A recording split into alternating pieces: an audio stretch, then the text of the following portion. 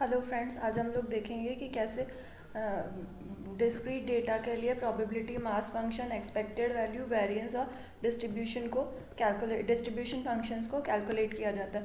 तो मैं probability mass function पे जाने से पहले एक बार रिकॉल करा सकती हूँ कि हम लोगों ने पहले अपनी वीडियो में एक बार डिस्क्राइब किया था टाइप्स ऑफ डेटा। तो उसमें हमने दो टाइप ऑफ डेटा देखे थे, एक डिस्क्रीट डेटा, एक कंटिन्यूस डेटा। ऐसे डेटा जिसमें रैंडम जंप होती है, जैसे आपके मार्क्स 2 नंबर आए, 5 नंबर आए, 15 नंबर आए। लाइक मैं आपके मिड टर्म का एग्जाम्पल लूँ, आपके पहले 15 नंबर आए, फिर 18 नंबर आए, फिर 24 मार्क्स है। तो इसमें क्या हो रहा है, डेटा में रैंडम जंप हो रहा है। तो जब डेटा रैंडमली इंक्रीज या डिक्रीज होता है तो इस टाइप के डेटा को हम लोग डिस्क्रीट डेटा बोलते हैं। और जब डेटा में ग्रेजुअली इंक्रीमेंट या डिक्रीमेंट होता है, जैसे आपकी हाइट है 5 4 से 5 7 हुई, तो एकदम से तो जंप हुआ नहीं होगा, उसने सारे डेसिमल्स कवर किए होंगे, 5 4 5 4.1 4.2 एंड सो ऑन, ऐसे ग्रो कर करके वो 7 तक हुआ होगा। लाइक आपका वेट 54 से 58 हुआ सपोज, तो 4 किलो सडनली नहीं बढ़ा होगा, उसने उसमें ग्रेजुअल ग्रोथ हुई होगी, उसने सारे डेसिमल कवर किए होंगे, एक एक मिनट, एक एक सेकेंड। तो जब भी डेटा में एक कंटिन्यूस या ग्रेजुअल ग्रोथ होती है तो उसको कंटिन्यूस डेटा बोलते हैं। और जहाँ भी रैंडम जंप होता है तो उसको हम डिस्क्रीट डेटा बोलते हैं। हम लोगों ने अपनी फर्स्ट वीडियो में इसका डिस्क्रिप्शन डिटेल में देखा था। अब मैं एक और नए, अब मेरे पास दो टाइप के डेटा हो गए, डिस्क्रीट डेटा और कंटिन्यूस डेटा।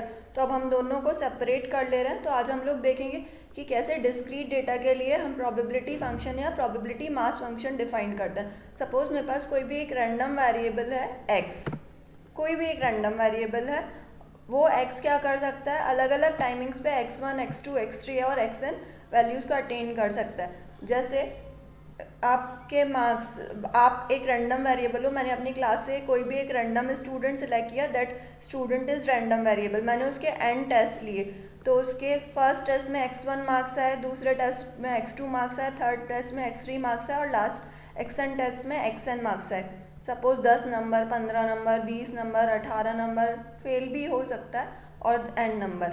ऐसे ही इन सारे मार्क्स के आने का कुछ ना कुछ प्रोबेबिलिटी होगा। तो इन सारे मार्क्स के आने की probability suppose P1 P2 and so on Pn है। सपोज मैंने एक रैंडम स्टूडेंट x सेलेक्ट किया, उसके अलग अलग मार्क्स आएंगे n टेस्ट में, और उससे रिलेटेड अलग अलग प्रोबेबिलिटी होगी उन मार्क्स से एसोसिएटेड। तो प्रोबेबिलिटी मास फंक्शन या प्रोबेबिलिटी फंक्शन होता क्या है, ये दो कंडीशंस को होल्ड करता है। इसके लिए सारी प्रोबेबिलिटी क्या होनी चाहिए, we know that probability is always either zero और पॉजिटिव। जैसे कोई भी पास होगा, इसकी प्रोबेबिलिटी या तो 50% होगी, या 100% होगी, 90% होगी, या 0%। Probability can not be negative. So probability क्या होगी, हमेशा पॉजिटिव फंक्शन होता है। और दूसरा, sum of all probability is always 1। तो प्रोबेबिलिटी मास फंक्शन क्या होता है, ऐसा फंक्शन जो दो कंडीशंस होल्ड करे, जिसकी हर x के लिए वैल्यू पॉजिटिव हो या ग्रेटर देन इक्वल टू 0, या हम पॉजिटिव, यहाँ पे इसको हम नॉन निगेटिव भी बोल सकते हैं, और सारी प्रोबेबिलिटीज़ का सम क्या हो, 1। उसके बाद एक ये हम लोगों ने देखा कि प्रोबेबिलिटी मास फंक्शन क्या होता है, जो दो कंडीशन को होल्ड करे। उसके बाद हम लोग देखेंगे कि एक्सपेक्टेड वैल्यू क्या होता है। एक्सपेक्टेड वैल्यू, या इसको हम लोग मैथमेटिकल एक्सपेक्टेशन भी बोलते हैं, ये कुछ नहीं होती, ये एक तरीके से एवरेज की तरह है। एक्सपेक्टेड वैल्यू को हम लोग EX से डिनोट करते हैं। हम क्या करते हैं, जो भी हमारा x है उसको हम प्रोबेबिलिटी से मल्टीप्लाई कर देंगे। जैसे 10 नंबर आने की आपकी प्रोबेबिलिटी 90% है, तो 10 इंटू 90। 20 मार्क्स आने की प्रोबेबिलिटी आपकी 80% है, तो 20 इंटू 80, और दोनों को क्या कर दोगे, ऐड। जितने भी मैंने आपके n टेस्ट लिए हैं और उनकी प्रोबेबिलिटी Pn है, तो हम क्या करेंगे, x1 को P1 से इंटू करेंगे, x2 को P2 से, x3 को P3 से एंड xn को Pn से। ऐसे करके सारे मल्टीप्लिकेशन को एडअप कर लेंगे, तो जो भी वैल्यू आएगी, that value is our expected value और mathematical expectation it is called, और सिंपली इसको हम लोग मीन वैल्यू भी बोलते हैं। उसके बाद हम लोग एक टर्म और निकालेंगे, वेरिएंस। अभी तक आपने वेरिएंस मेरी लास्ट वीडियोस में देखा होगा कि वेरिएंस क्या होता है, स्टैंडर्ड डेविएशन का स्क्वायर। बट मैं इसको अब एक्सपेक्टेशन के टर्म्स में डिफाइन करूंगी। तो एक्सपेक्टेशन के टर्म में वेरिएंस का फॉर्मूला क्या होता है, EX² माइनस EX का होल स्क्वायर। EX क्या है, एक्सपेक्टेशन यानी x और px के मल्टीप्लिकेशन का सम। आप देख सकते हो EX क्या है, x और px के मल्टीप्लिकेशन का सम। सिमिलरली हम क्या करेंगे, EX² क्या होगा, x² और px के मल्टीप्लिकेशन का सम। एक्स स्क्वायर का मतलब है आपको एक्स स्क्वायर लेना है, उसमें पी का इंटू करके सम कर देना है। तो ऐसे करके आप वेरिएंस को मेज़र कर सकते हो। This is the definition of formula of the variance in terms of expectation. Next term है डिस्ट्रीब्यूशन फंक्शन। तो डिस्ट्रीब्यूशन फंक्शन का मतलब होता है हम किसी भी एक रैंडम नंबर ले लो एक्स से जितने भी छोटे या एक्स के इक्वल नंबर होंगे उन सारी प्रोबेबिलिटीज़ को आपको यहाँ लिख के ऐड कर देना है। जैसे आपका एक नंबर आया 10, तो 10 से जितने भी छोटे नंबर्स होंगे 0, 1, 2, 3 अप टू 9 आप वो लिख दोगे। एक रैंडम नंबर लिया 15, तो 15 से छोटे नंबर्स की जितनी भी प्रोबेबिलिटीज़ होंगी वो आप यहाँ पे लिख के ऐड अप कर दोगे। तो ऐसा करके आपका डिस्ट्रीब्यूशन आ जाएगा। तो आज मैंने जितने भी टॉपिक्स कवर किए हैं जैसे probability, mass function, expected value, variance और डिस्ट्रीब्यूशन, तो अब मैं इस पे बेस्ड प्रॉब्लम्स करूँगी। तो पहले आप फर्स्ट मेरी प्रॉब्लम क्या है, मुझे एक टेबल दी है, तो मुझे ये प्रूफ करना है कि ये जो टेबल है वो क्या कर रहा है, प्रोबेबिलिटी मास फंक्शन को होल्ड कर रहा है। इसके लिए मुझे एक्सपेक्टेड वैल्यू और वेरिएंस को मेज़र करना है। तो हम लोग को मालूम है कि प्रोबेबिलिटी मास फंक्शन के लिए कितनी कंडीशन होती है कि प्रोबेबिलिटी क्या होनी चाहिए, पॉजिटिव, और सम ऑफ ऑल प्रोबेबिलिटी क्या होना चाहिए, 1। तो आप p की सारी वैल्यूज़ देखो, 1/8, 1/6, 3/8, 1/4 और 1/12। All p's are positive here because question में गिवन है। अब मैं सारा सम p निकाल रही हूँ, तो समेशन p कितना होगा, 1/8, 1/6, 3/8, 1/4 एंड 1/12। अगर आप एलसीएम लेके सबको एडअप करोगे देन यू विल सी कि सम p कितना आ रहा है, 1। तो प्रोबेबिलिटी पॉजिटिव है और उनका सम 1 है। इसका मतलब है ये क्या है, given table is a probability mass function. Probability mass function में दो ही कंडीशन आती है, पॉजिटिविटी और सम 1। तो इक्वेशन 1 और 2 के बिहाफ पे हम बोल सकते हैं कि हमारा फंक्शन क्या है, probability mass function.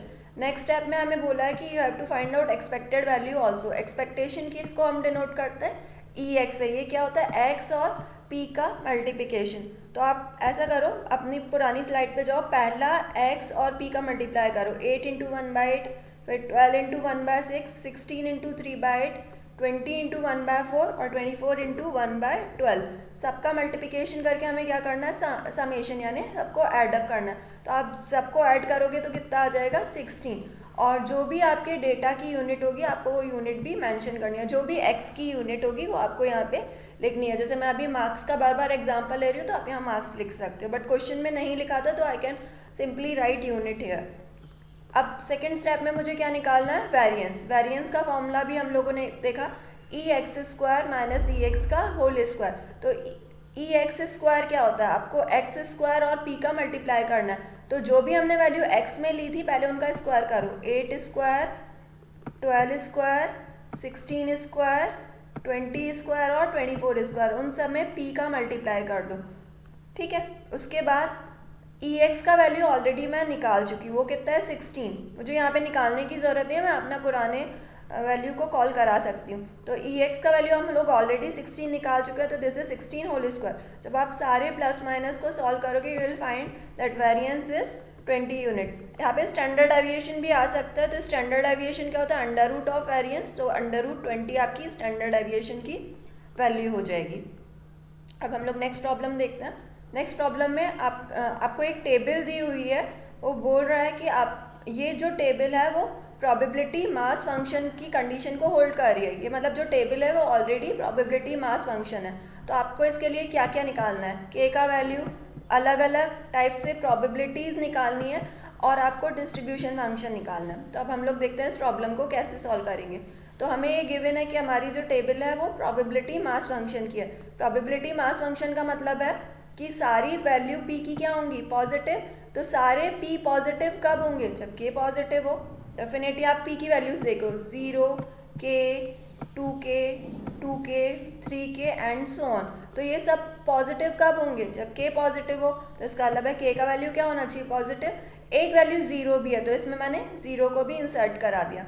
Second condition क्या होती है, सम ऑफ ऑल प्रोबेबिलिटी इज 1। तो आप सारी प्रोबेबिलिटीज़ को ऐड करो, 0k, 2k, 2k, 3k, k square, 2k square, 7k square and so on. After this you will get a quadratic equation. एक quadratic equation बनेगी, इसको फैक्टराइजेशन मेथड से solve करो। 10 इंटू -1 -10 आएगा, तो 9 को हम क्या लिख सकते हैं, 10 - 1। तो 10 माइनस 1 9 हो जाएगा और मल्टीप्लिकेशन -1 हो जाएगा। तो हम फैक्टराइजेशन मेथड अप्लाई कर सकते हैं। तो k की मुझे यहाँ से दो वैल्यू मिल रही है, एक 1/10 और एक -1।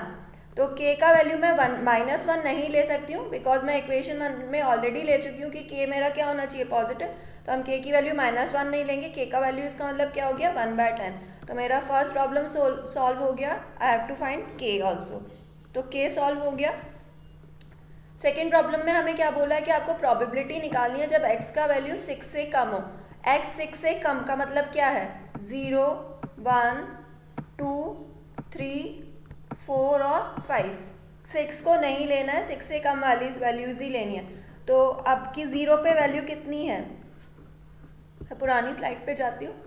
0 पे वैल्यू 0, फिर k का मतलब हो गया 1/10 2/10 2/10 3/10 और k² यानी 1/100। ऐसा करके हम सारी वैल्यूज़ को एडअप कर लेंगे एलसीएम लेके, तो आंसर क्या आएगा 0.81।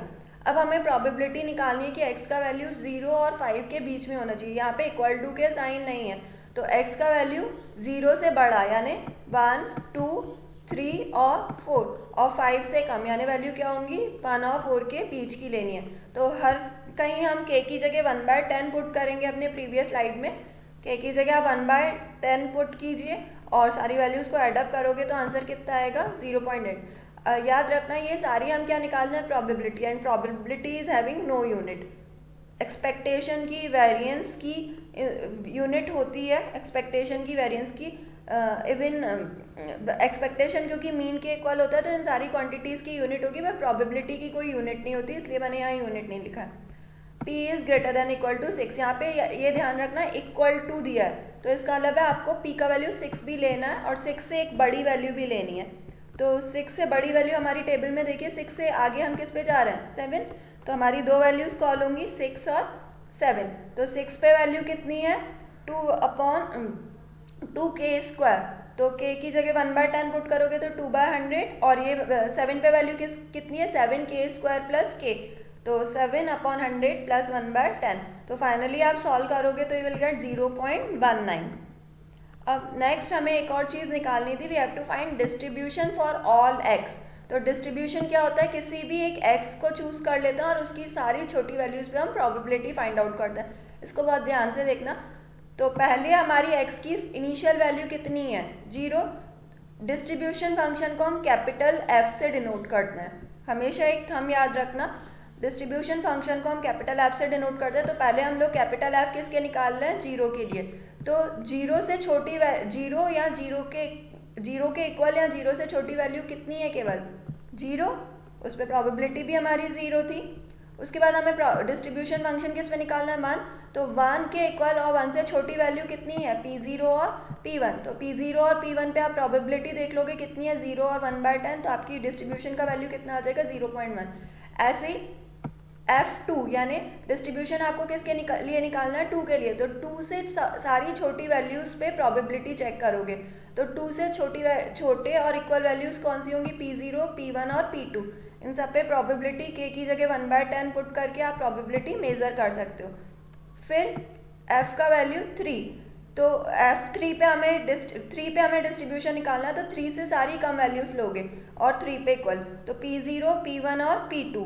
ऐसे ही 4 पे आप क्या करोगे 0 1 2 3 4। ऐसे ही 5 पे क्या करोगे 0 1 2 3 और 4, फोर्थ वैल्यू 5 तक की वैल्यूज़ को ऐड कर लोगे। ऐसे ही P6 यानी 6 तक की वैल्यूज़ को ऐड करोगे 0 1 2 3 4 5 और 6। ऐसे ही P7, तो 7 तक की जितनी भी वैल्यूज़ होंगी प्रोबेबिलिटी की उन सबको यहाँ पे सब्स्टिट्यूट कर दोगे और उन सबको ऐड कर लोगे। और इन सब में आपको ध्यान रखना है k का वैल्यू हमें 1/10 ही लेके चलना है। तो आई थिंक आपको प्रोबेबिलिटी मास फंक्शन में एक बार रिकॉल करा देती हूँ। प्रोबेबिलिटी मास फंक्शन क्या होता है, जिसके लिए प्रोबेबिलिटी 0 और सम ऑफ ऑल प्रोबेबिलिटी 1 हो। एक्सपेक्टेड वैल्यू क्या होता है x इंटू पी एक्स का सम।